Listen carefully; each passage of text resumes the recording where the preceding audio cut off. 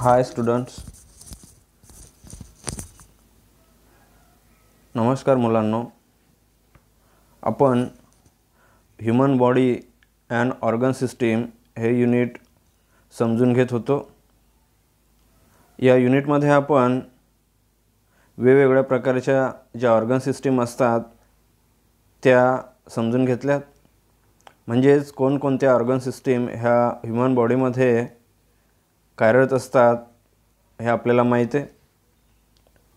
प्रथम आपण external respiration, internal respiration, cellular respirations ह्या गोष्टी आपण बघितल्यात. म्हणजे रेस्पिरेशन कसे होते, श्वासोश्वास कशा प्रकारे होत असतं, वेगवेगळ्या ॲनिमल्समध्ये रेस्पिरेशन्स हे कशा प्रकारे घडून येतं, रेस्पिरेशन होण्यासाठी कोणकोणत्या प्रकारचे ऑर्गन्स हे आवश्यक असतात किंवा काम करत असतात हे आपण बघितलं. या व्हिडिओमध्ये आपल्याला रेस्पिरेटरी सिस्टीम समजून घ्यायचे आहेत. द स्ट्रक्चर अँड फंक्शन्स आपल्याला समजून घ्यायचं आहेत. रेस्पिरेटरी सिस्टीमचं स्ट्रक्चर कसे आहेत आणि त्याचप्रमाणे त्याचं फंक्शन काय असतं हे आपल्याला समजून घ्यायचे. रेस्पिरेटरी सिस्टीममध्ये वेगवेगळ्या प्रकारचे ऑर्गन्स हे एकत्र येऊन रेस्पिरेटरी सिस्टीम ही कार्य करत असते. तर ह्या रेस्पिरेटरी सिस्टीममध्ये कोणकोणत्या प्रकारचे ऑर्गन्स आहे तर त्याच्यामध्ये नोज, फॅरिंग्स, विंड पाईप, त्यालाच ट्रॅकिया असे देखील म्हणतात, लंग्स आणि डायफ्रेम असे हे 5 प्रकारचे ऑर्गन्स रेस्पिरेटरी सिस्टीममध्ये काम करत असतात. तर त्यांचं स्ट्रक्चर आणि त्यांचं फंक्शन्स हे कशा प्रकारे होत असते हे आपण या व्हिडिओमध्ये समजून घेणार आहोत. रेस्पिरेटरी सिस्टीममधील फर्स्ट ऑर्गन नोज. नोज आपल्याला माहिती आहे, त्याला आपण नाक असे म्हणत असतो.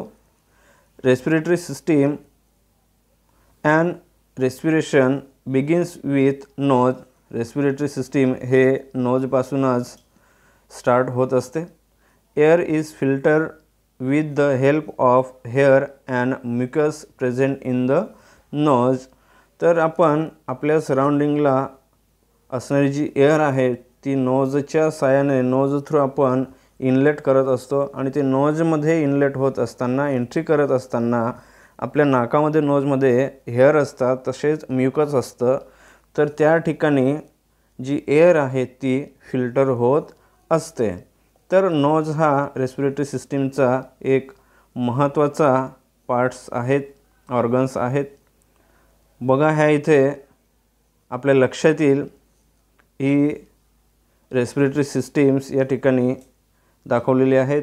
नेझल कॅव्हिटी म्हणजेच नोजपासून, तर अशा प्रकारे ह्या ठिकाणी हे लंग्स आहेत. तर एवढी ही रेस्पिरेटरी सिस्टीम्स आहेत, त्याच्यामध्ये असलेले ऑर्गन्स या ठिकाणी आहेत.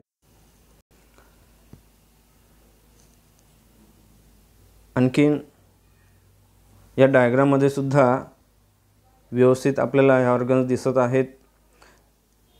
नोज, त्याच्यानंतर pharynx, लॅरिंग्स, trachea, lungs, bronchi, अल्विओलाई, diaphragm, ब्रँक्युअल्स इत्यादी ऑर्गन्स ह्या रेस्पिरेटरी सिस्टीममध्ये असतात. तर ह्या प्रत्येकाचं स्ट्रक्चर आणि फंक्शन काय असते हे आपण व्यवस्थित समजून घेऊया. पहिल्यांदा आपण फॅरिंग्स काय असते हे समजून घेऊया. Food pipe and wind pipe originate in the pharynx. Food pipe आणि विंड पाईप हे कसे असतात, काय असतं ते आपण पुढे स्लाईडमध्ये बघणार आहोत. तर त्याची सुरुवात ही फॅरिंग्समध्ये होत असते. Windpipe is present in front of the food pipe. There is a lid at the beginning of windpipe. This lid closes the windpipe during passing of food into food pipe and thereby normally prevents the entry of food particles into windpipe. Otherwise, windpipe remains open. Hence, air passes through pharynx into windpipe. आपण डायग्रामच्या सहाय्याने हे व्यवस्थित समजून घेऊया. बघा, ह्या इथं हे फॅरिंग्सची डायग्राम्स आपण बघणार आहोत. पहिलं ऑर्गन आपण बघितलं नोज. नोजमधून एअर इनलेट झाल्यानंतर ह्या फॅरिंग्समधून ही एअर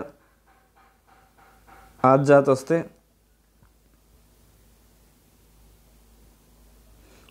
फॅरिंग्स हे 3 प्रकारचे आहेत. पहिला नेसोफॅरिंग्स, ओरोफॅरिंग्स आणि नंतर हायपोफॅरिंग्स. तर आपण फॅरिंग्स कोणाला म्हटलं की ज्या ठिकाणी विंड पाईप आणि फूड पाईप हे स्टार्ट होत असतात त्या भागाला फॅरिंग्स असे आपण म्हणतो. तर ह्या नोजने किंवा ही जी काही नेझल कॅव्हिटी आहे ती इकडं स्टार्ट होते. त्याच्यानंतर फूड पाईप आहे ती सुद्धा ह्या इथं स्टार्ट होत असते. म्हणजे दोन्ही या ठिकाणी ह्या स्टार्ट होत असतात. तर ह्या एवढ्या भागाला या ठिकाणी फॅरिंग्स असे म्हणतात.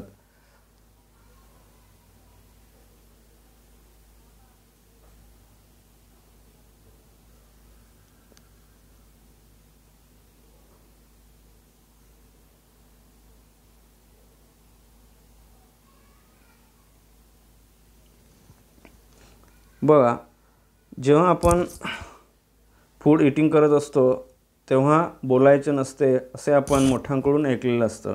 तर ते का बोलायचं नसतं, तर त्याचं जे काय म्हणूया त्याचं जे रहस्य आहे ते ह्या फॅरिंग्समध्ये लपलेलं आहे. तर ते आपण समजून घेऊया.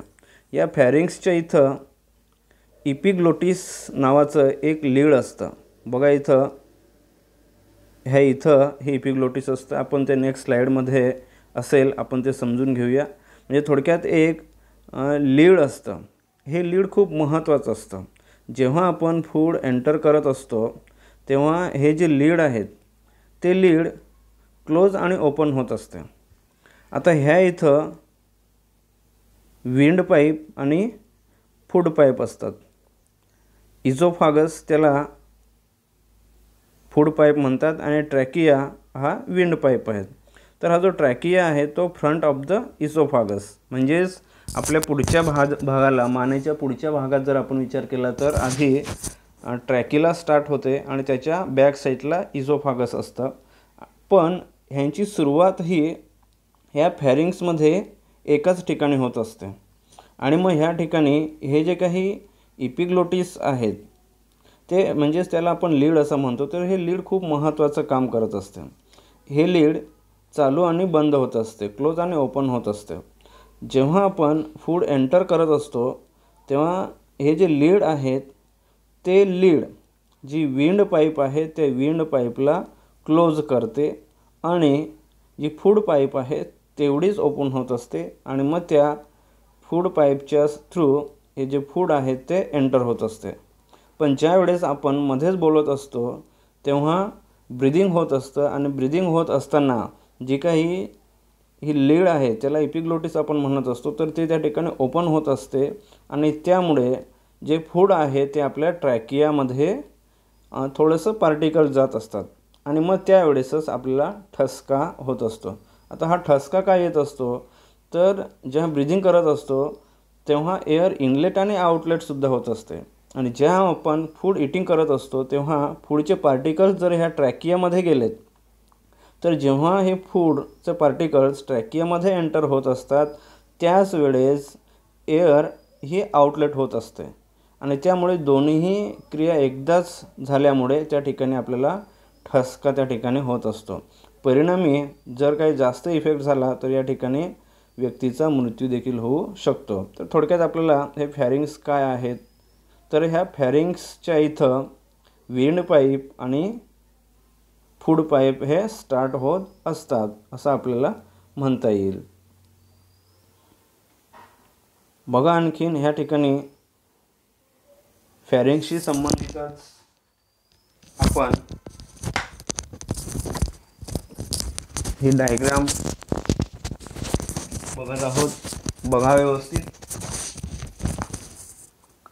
पहिल्या डायग्राममध्ये पुन्हा एकदा तेच हे इथं इपिग्लोटिस दाखवलेलं आहेत, म्हणजेच हा एक पडदा आहे. हा पडदा वर खाली होत असतो. बघा इथे दुसऱ्या डायग्राममध्ये व्यवस्थित दाखवलेलं आहे.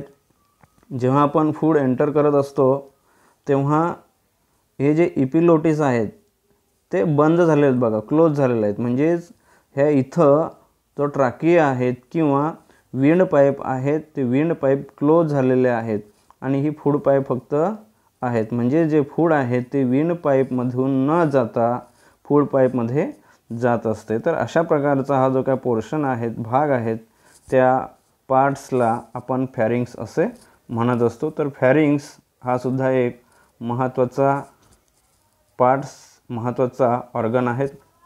त्याच्यानंतर windpipe is swollen at the beginning due to sound box. त्या ठिकाणी तो स्वोलन असतो, म्हणजेच फुगलेल्यासारखा आपल्याला दिसतो. Windpipe bifurcates in the thorax. One branch enters the right lung and the other into left lungs. तर हा जो काय ट्रॅकिया आहे त्याचे दोन भाग पुन्हा होत असतात, बायफर्केट होत असतात, म्हणजे दोन साईड्स होत असतात आणि मग एक जी काय आहे ती राईट लंगला जात असते आणि दुसरी जी काही पाईप आहे ती लेफ्ट लंगला जात असते.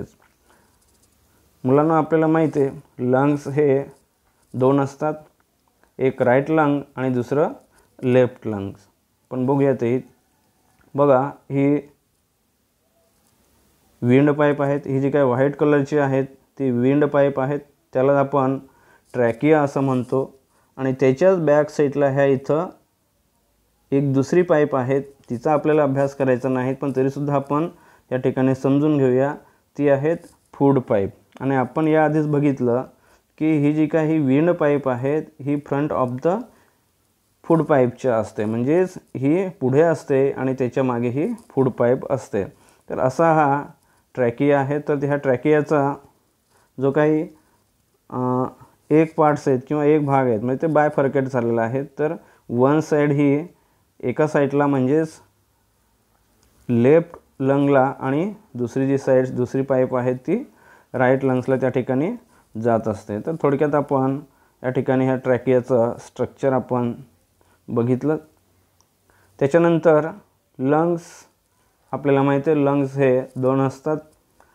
Lungs is present on either side of heart in thoracic cavity. आपल्या छातीच्या बरगड्यामध्ये लंग्स हे असते. Maximum area of thoracic cavity is occupied by lungs and they cover the maximum part of heart. म्हणजेच आपल्या छातीमध्ये जास्तीत जास्त जो काही पार्ट्स भाग आहेत तो ह्या लंग्सने ऑक्युपाय केलेला आहे. आणि आपलं जे काय हार्ट आहे ते हार्टसुद्धा या लंग्सच्या मध्ये असतं. ते हे आपण पुढे डायग्राममध्ये समजून घेऊया. Each has double layered covering. लंग्सला डबल लेअर त्या ठिकाणी कवर असतं आणि त्याला it is called as pleura असं म्हणतात. Lungs are elastic like sponge. बघा ते स्पंज आपल्याला माहिती आहे, तर त्या स्पंजसारखं ते इलॅस्टिक असतं. Lungs are made up of many small compartments called as alveoli. बघा आपल्या लंग्समध्ये छोटे छोटे कंपार्टमेंट असतात, छोट्या छोट्या खोल्या असतात आणि त्या खोल्यांना त्या कंपार्टमेंट्सलाच अल्विओलाय असं म्हणतात. आणि हा अल्विओलाय हा जो काही ऑर्गन्स आहेत किंवा हा जो काही पार्ट्स आहेत हा खूप महत्त्वाचा आहे. कारण लंग्सचं जे काही फंक्शन्स आहेत हे सगळं फंक्शन्स हे या अल्विओलायमध्ये होत असतं. म्हणजे सगळं जे काही कार्य आहेत हे अल्विओलायमध्ये घडून येत असतं. Rich network of capillaries is present around each alveolus. आणि हे जे काही अल्विओलस आहेत म्हणजेच जास्त कंपार्टमेंट असतील तर त्याला अल्विओलाय म्हणतात आणि एकच असेल तर त्याला अल्विओलस असं म्हणतात. आणि मग त्याच्या अराउंडला खूप जास्त प्रमाणामध्ये कॅपिलरीज असतात. आता कॅपिलरीज आपल्याला माहिती आहे ब्लड्स ने आण करण्याचं काम ह्या कॅपिलरीज करत असतात.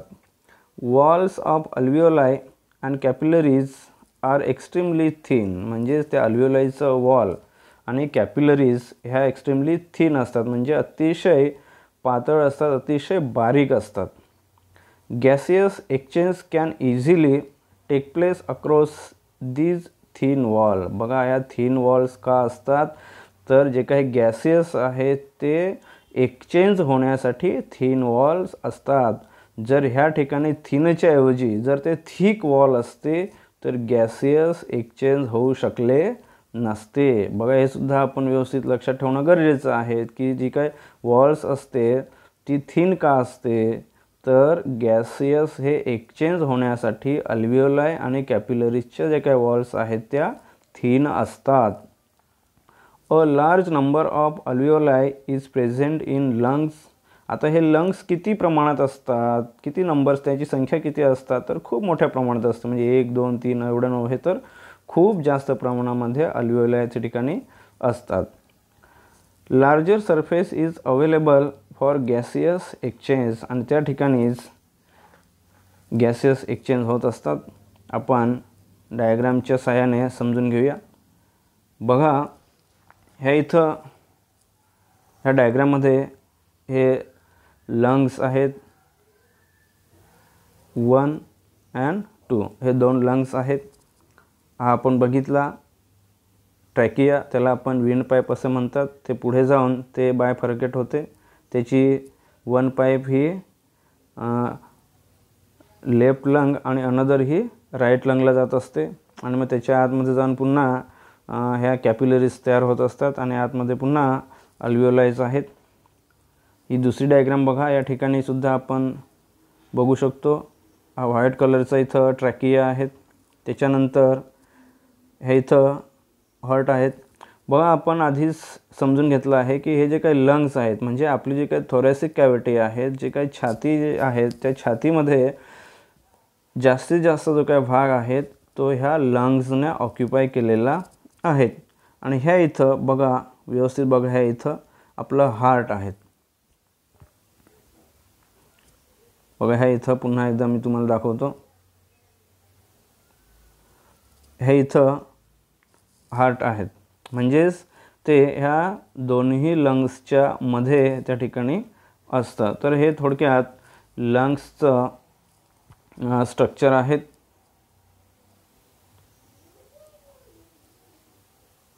Exchange of gases in lungs.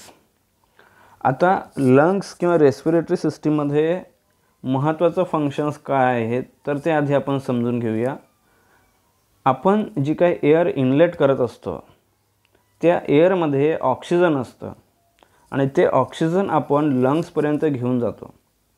आणि मग त्या लंग्समध्ये ते ऑक्सिजन एअरच्या माध्यमातून गेल्यानंतर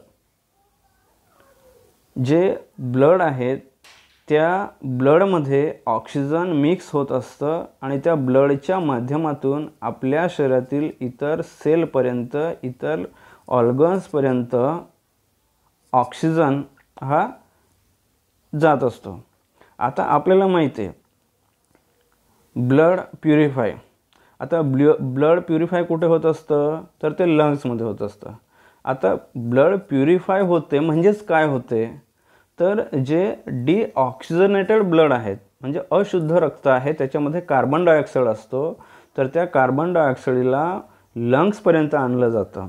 आणि मग त्या लंग्सपर्यंत आणल्यानंतर आपण जेव्हा श्वासोश्वास ब्रिथिंग करत असतो तेव्हा तो ऑक्सिजन आहे तो सुद्धा आपण लंग्सपर्यंत जात असतो. म्हणजेच डिऑक्सिजनेटेड ब्लड आणि ऑक्सिजन ह्यांची त्या ठिकाणी रिॲक्शन होत असते. आणि जेव्हा ही रिॲक्शन होते तेव्हा त्या डिऑक्सिजनेटेड ब्लडमधून जो काही कार्बन डायऑक्साईड आहे तो लंग्समध्ये ॲब्सॉर्ब केला जातो. आणि लंग्समध्ये जे ऑक्सिजन असते ते ब्लडमधील हिमोग्लोबिन जे आहे ते ॲब्सॉर्ब करते. आणि मग त्या ठिकाणी कार्बन डायऑक्साईड आणि ऑक्सिजन हे एक्सचेंज होत असते. आणि मग त्या ठिकाणी आपण म्हणत असतो ब्लड प्युरिफाय झाले. तर कशा प्रकारे हे एक्सचेंज होते आपण या ठिकाणी समजून घेऊया. Exchange of gases in lungs. तर जे काही अल्व्हिओलाईज आहेत त्या अल्व्हिओलायमध्ये हे एक्सचेंज होत असतं. तर ते एक्सचेंज कसं होतं ते आपण समजून घेऊया. बघा ह्या अशा प्रकारे ह्या अल्व्हिओलाईज आहेत. अशा असंख्य अल्व्हिओलाईज ह्या आपल्या लंग्समध्ये असतात. हे जे काही ब्ल्यू कलर आणि रेड कलरमध्ये जे काही छोट्या छोट्या पाईप दाखवले आहेत त्या कॅपिलरीज आहेत आणि त्या कॅपिलरीमधून ब्लड हे कॅरी होत असतं. बघा, हा एक अल्व्हिओलस आहेत. आता ह्या अल्व्हिओलसमध्ये काय होत असतं तर एअर इनलेट होत असते आणि ती आउटलेटसुद्धा होत असते. परंतु जेव्हा इनलेट होत असते तेव्हा ऑक्सिजन हा एंट्री करत असतो. त्याच वेळेस त्या अल्व्हिओलसच्या बाजूलाच ही कॅपिलरीज असते आणि मग ही कॅपिलरी बघा काय असते तर या कॅपिलरीमध्ये इनलेट होत असताना डिऑक्सिजनेटेड ब्लड हे इनलेट होत असतं. मग त्याच वेळेस ह्या ठिकाणी ह्या दोघांच्या जे काही वॉल्स आहेत त्या वॉल्समधून कार्बन डायऑक्साईड म्हणजे ह्या कॅपिलरीमधून आलेलं जे कार्बन डायऑक्साईड आहे ते अल्व्हिओलायमध्ये ॲब्सॉर्ब केलं जातं आणि ह्या अल्व्हिओलायमध्ये जो काही ऑक्सिजन आहे तो ऑक्सिजन ब्लडमध्ये असलेलं जे हिमोग्लोबिन आहेत ते ॲब्सॉर्ब करतं आणि अशा प्रकारे ह्या अल्व्हिओलसमध्ये कार्बन डायऑक्साईड आणि ऑक्सिजन ह्यांची देवाणघेवाण होते, म्हणजेच एक्सचेंज होत असतात आणि मग एवढ्या या भागामध्ये ब्लड प्युरिफाईड होत असतं आणि मग हे जे काही प्युरिफाय झालेलं ब्लड असतं त्यालाच आपण ऑक्सिजनेटेड ब्लड असं म्हणत असतो आणि मग हे ऑक्सिजनेटेड ब्लड जे आहे ते पुढे हार्टपर्यंत पाठवलं जातं. तर अशा प्रकारे हे जे काय अल्व्हिओलाय आहे ते अल्व्हिओलाय या ठिकाणी कार्य करत असते. आणि त्याच्यानंतर महत्त्वाचा जो काही पार्ट्स आहेत शेवटचा तो म्हणजेच डायफ्रेम. डायफ्रेम हा एक पडदा आहे आणि डायफ्रेम आहे म्हणून जे ब्रीदिंग आहे ते ब्रीदिंग कंटिन्युअस होत असते. तर हे डायफ्रेम कुठे असतं तर आपण या आधीच बघितलं की ज्या ठिकाणी बघूया आपण ह्याच्यात muscular partition is present at the base of thoracic cage. This partition is called diaphragm. It is present between thoracic cavity and abdominal cavity. म्हणजेच जे काय छाती आहे आणि पोट आहे तर या दोघांच्या मध्ये हे असते. Simultaneous rising up of ribs and lowering a diaphragm causes the decrease in pressure on lungs. Due to this, air moves into lungs through nose. बघा, आपल्याला माहिती आहे आपण ब्रीदिंग करत असताना काय होत असतं तर ब्रीदिंग करत असताना जी काही छाती आहेत ही वर उंचावली जाते आणि जेव्हा ही जी छाती आहे वर उंचावली जाते म्हणजे जे काही लंग्स आहेत ते थोडेसे पुढे होतात आणि त्याच वेळी जे डायफ्रेम आहे ते लोअरला जात असतं आणि जेव्हा ते लोअरला जात असते तेव्हाच जे प्रेशर आहे ते प्रेशर डिक्रीज होते आणि प्रेशर डिक्रीज झाले की आपण एअर इनलेट करत असतो. त्याच्यानंतर सेम जेव्हा जी छाती आहेत ती त्याच्या मूळ ठिकाणी म्हणजे रिटर्न होत असते, म्हणजेच आपण श्वासोश्वास करत असताना छाती वर खाली होताना आपल्याला दिसत असते. तर जेव्हा ते छाती आहे ती त्याच्या रिब्स जे आहेत ती त्याच्या जागेवर येत असतात, रिटर्न येत असतात, त्याच वेळेस जे डायफ्रेम आहे ते डायफ्रेमसुद्धा त्याच्या जागेवर येत असतात आणि जेव्हा हे दोन्हीही रिब्स आणि जे काही थोरॅसिक्स आपलं डायफ्रेम आहे ते दोन्ही त्याच्या जागेवर रिटर्न येतात तेव्हा प्रेशर हे इन्क्रीज होत असतं आणि प्रेशर इन्क्रीज झालं की काय होणार त्या ठिकाणी जी काही एअर आहे ती आउटलेट होत असते. Continuous upward and downward movement of diaphragm is necessary to bring about breathing. बघा, ब्रीदिंगसाठी डायफ्रेम जे आहे ते कंटिन्युअस अपवर्ड आणि डाउनवर्ड मूवमेंट होणे आवश्यक आहेत. ते जर अपवर्ड आणि डाउनवर्ड झालं नाही तर ब्रीदिंग ही प्रोसेस होऊ शकणार नाहीत. बघा, एकदा पुन्हा या डायग्राममध्ये आपण बघू शकतात की हे जे काय आहेत ह्याला आपण डायफ्रेम असे म्हणत असतो. बघा, या डायग्राममध्ये आपल्याला रेस्पिरेटरी सिस्टीम पुन्हा व्यवस्थित बघता येईल.